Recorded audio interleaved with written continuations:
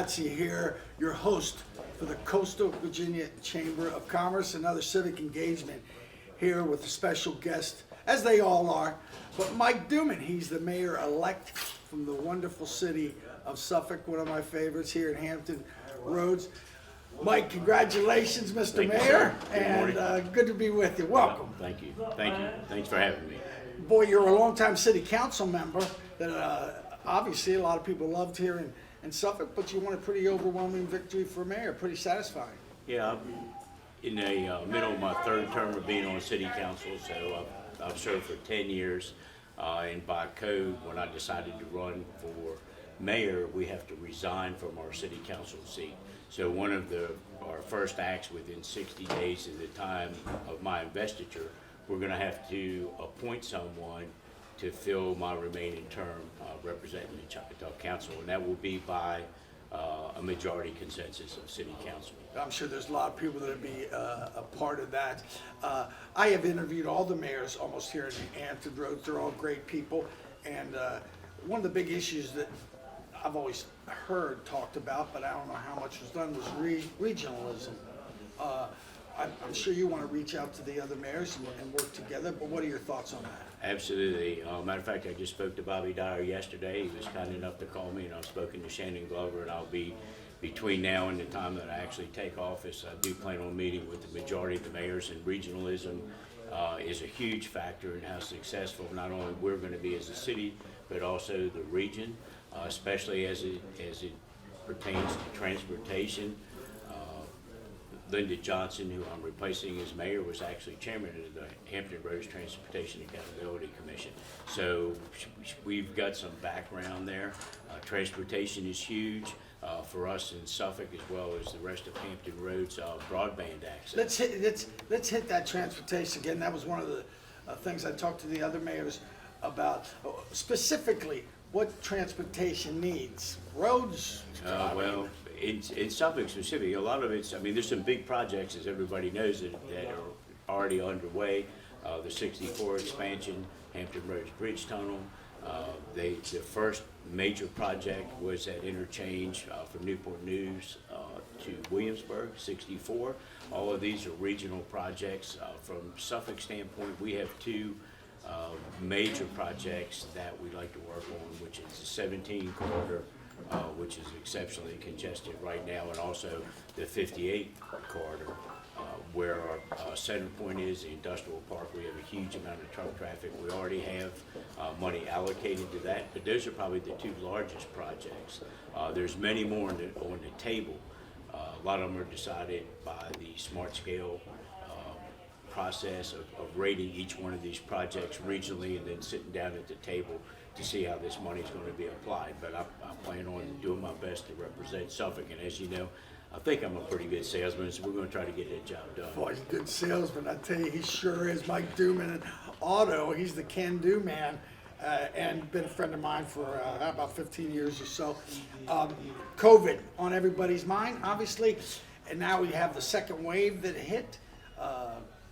Is the cure going to be worse than the disease? Because if we shut down again, it seems like a lot of these businesses that were already dangling by a string might not come back. Yeah, it's been a very, very, very, I want to say interesting, but interesting is probably not the word. I don't know if maybe unique circumstance, a circumstance that We've never seen it before, Mike. it's just because of what it is. I mean, in the 40 years that I've been in business, we've had all kinds of economic conditions, natural disasters that we've had to deal with, things that have affected our economy, be it the supply of money, the interest rates, product restrictions, tariffs, especially in the car business, the price of gas, and all those things have had a solution to them where you can change, you can adapt your marketing strategy to adapt to whatever the economic condition is. This is kind of unique. It's not anything that most people have control over. It's something that's being dictated to us. Some of the guidelines and restrictions are being dictated to us from the state level as to the number of people that you can have at a time, as you well know, and all these other mitigating factors, whether some business can even operate. Fortunately, the automobile industry was classified as an essential business. So as an essential business, we've been able to remain open during this entire pandemic. I mean, we've had to adhere to different guidelines, and we've adjusted our business model. Let me interject there Yes, and sir. ask about that. Mike, from the numbers I saw, and speaking to our mutual friend Dan Bannister, he said the business was good the last few months. I paid $1.80 for gasoline just last week, and the problem is gas is cheap. You can go anywhere, but there's no place to go because you're supposed to stay shut in. Yeah, that's exactly right. Gas is cheap, and a lot of people are, you can't take advantage of it. You can't go anywhere. That's exactly right. But for us, it's been it started off as a fairly good year, and then when COVID first came around, I think it was April. I mean, it looked like a ghost town before. Everybody was still unsure, Right. exactly what is It was that this period, stuff. right? Is it the bubonic plague or is it the flu? And it's somewhere in between that. But at that time, there were a lot of people that were very, very, very concerned that were not coming out of their house. At 7 o'clock at night, I look out at the intersection, which normally may have 40 or 50 cars lined up at the stoplight, and there was 3. I mean, it was twilight zone stuff. And within about 45 days, We had the same thing in Virginia Beach. Town Center was shut. Weird. Was shut down. It was Yeah. and Waterside in Norfolk. I thought they had opened back up when the businesses did. I went over there to have a little fun, and it was locked tight. yeah, nobody there. So, and then we had 3 really, really good months for whatever reason. I don't know what it was. I think it was May, June, and July were 3 of the best months that we probably had in 5 or 6 years. Not exactly sure why, but it was. And then it kind of slowed down. In the last few months, business has just kind of been there. It's been slow this month. And I guess we can attribute that to a lot of different things, be it the election or the new restrictions or just uncertainty. And there's one thing that affects people's behaviors and their mindset more than anything else is uncertainty. You can deal with what you know you have to deal with, but everybody has a hard time dealing with the unknown. A lot of businesses, and it's just Uncertainty is a killer. It is. It certainly does. Mike Duman here, again, the mayor-elect of the city of Suffolk. I'm J.P. Gusgotzi, your host from the Coastal Virginia Chamber of Commerce. Obviously, we're all about supporting small businesses, and that's why we encourage you to go to the coastalvirginiachamber.com website and see more of the videos with some of our members and some of the things that we're doing to work for small businesses. You were out knocking on doors, talking to a lot of voters. I asked the other mayors this: what did you find was the most passionate issue that voters said to you? Well, to start with, I didn't knock on a lot of doors. Not now. Well, you talked to a lot of people. We stayed there. I learned how to use Facebook and a lot of the other social media that's out there.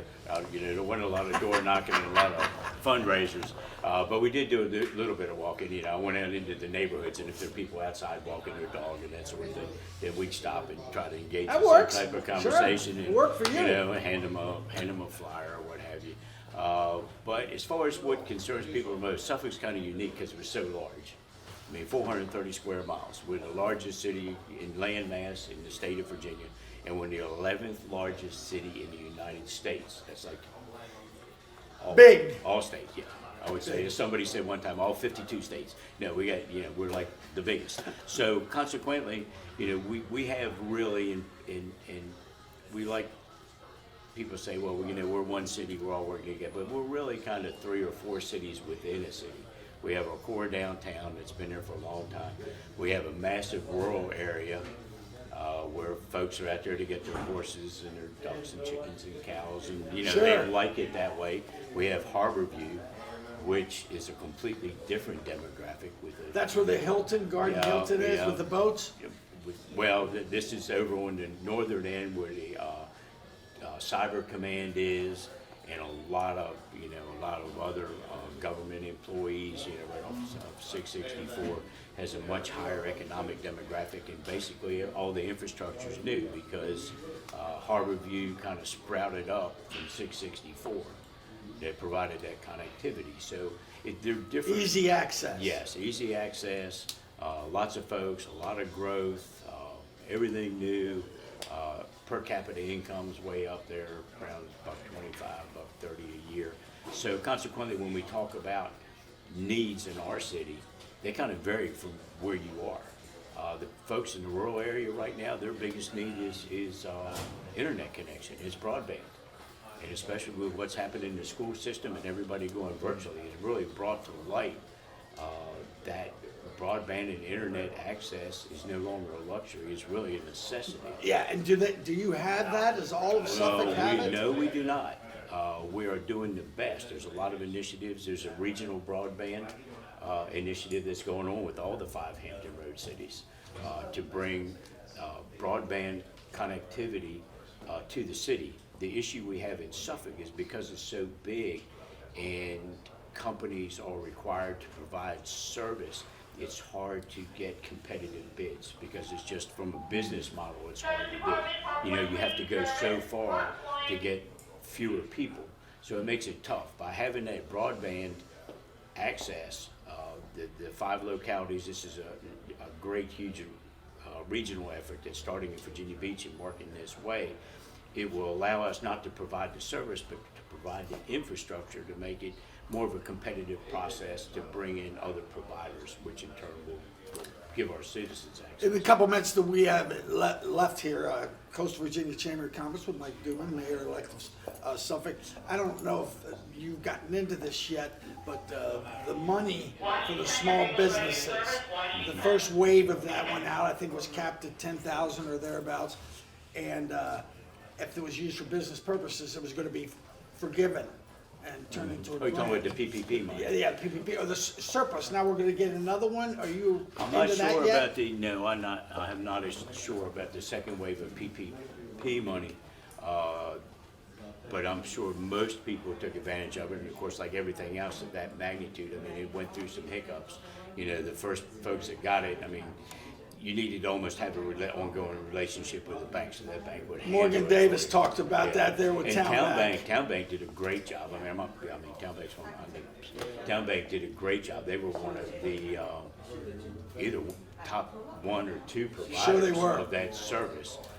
Morgan Davis was one of the first people we had on when we started Did the you? chamber to talk about that. And he basically told people, it's going to be pretty much first come, first served. Yes. So make sure you have a relationship with your banker. Correct. Last thing, the thing that's passionate about me and the thing I loved about Suffolk is the Peanut Festival. Let's Yeah. get down to the Yeah, nitty Peanut gritty. Now, Festival. we bringing that back? Because I've seen a lot of good Hopefully shows so. there. I'm not sure, of course, it was canceled last year, you know, or this year, I should say. It was canceled this year. I hope we have it again. I mean, I hope we're in a position to be able to have it this year. I mean, I've been participating in Peanut Fest, you know, forever. Did you ever drive the cars in the demolition? No, well, I've had a few cars, you know, I don't think my back wanted to hold up to that. But the shrimp feast that the Suffolk Rowing Club kind of does. kicks that off, and I've been a member there for a long time and doing that. That's always a lot of fun, and it's a great event for us. I just hope we can do it again this year. Voters want to get in touch with you because now that you're elected, I'm sure your phone's going to be ringing. How can people that are citizens here in Suffolk get in touch with you about some issues they're passionate about and want to share with you as we wrap up here? Got you. Well, I have not, like I said, I will not be sworn in until the first week in January, and I still haven't had that meeting to see. I will be getting another phone that will be dedicated to my mayoral duties. I do not have that right now, but if folks do want to call me in the meantime, they can call me here at the dealership at 757-539-1000, or you can call me on my personal cell at 757-449-9688, or by email at mike.duman@mikeduman.com. You got it right there. He's the mayor-elect, city of Suffolk. He's going to be one of our great mayors here in all of Hampton Roads. JP Gasgazzi with another civic engagement platform for the Coastal Virginia Chamber of Commerce. Come join us, be part of our team, coastalvachamber.com. We'll see you next time.